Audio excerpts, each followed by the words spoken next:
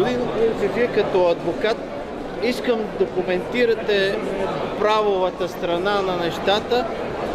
Господин Радев безсилен ли е, въпреки че върнаха прегласуването за референдум? Той има ли втора стъпка законова без тях да инициира, защото се спекулира? Да, спекулира се. Не само, че има право на втора стъпка, но и даже ние подготвихме едно писмо, което внесохме днес в президентството от независимо сдружение Екогласност, защото според нас президентът има право да сезира Конституционния съд относно отказа на председателя на Народното събрание да не се разглежда референдума. Защото съвсем накратко ще ви кажа. Какво гласи закона? Конституционният съд упражнява контрол за конституционносъобразност не само на решенията на Народното събрание. Има една запетая и казва и на актовете.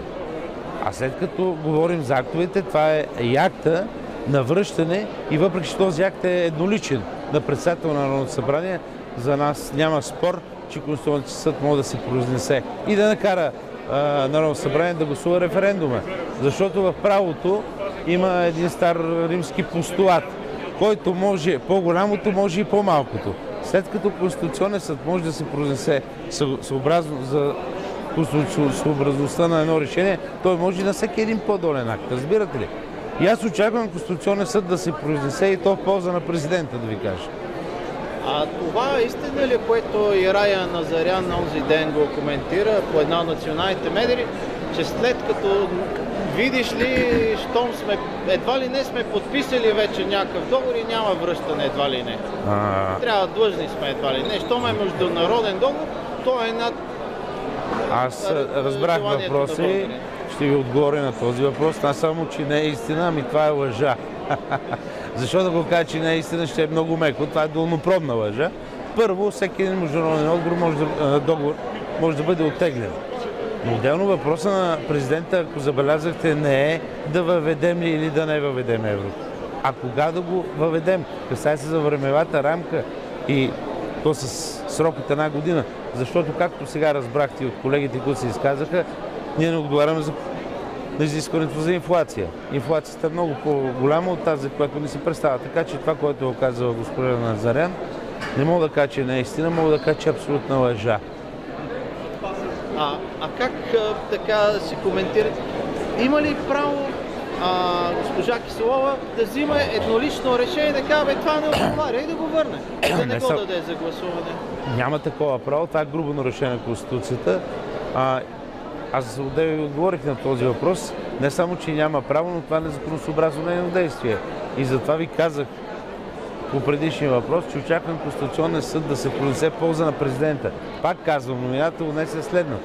Президента ще оспори това действие на госпожа Киселова. И аз очаквам положителен резултат от Конституционния съд. Последен въпрос, може би предпоследен.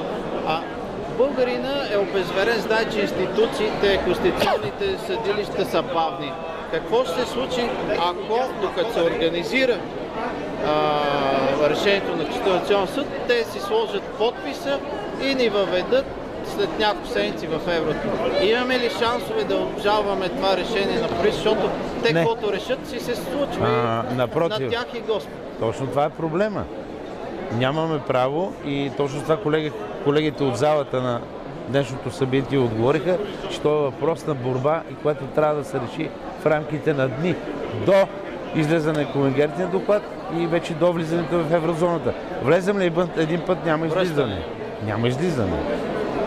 Така че ние действаме сега и на момента. Това беше идеята на мероприятието. Единственото законово решение, макар че протестите последни 20 години показаха, че не ни обръщат внимание. Сега какво е решение? Да бъдем максимално масово? Видях една енергия, която според мен ще прерасне в много сериозни граждански протести. Надявам се да чуят позицията на гражданите и да не влизаме в еврозоната на този етап. Ние се говори, че към момента не сме подготвени и трябва да запазим българския лев. Да ви кажа, освен юридически аспект, има и икономически аспект.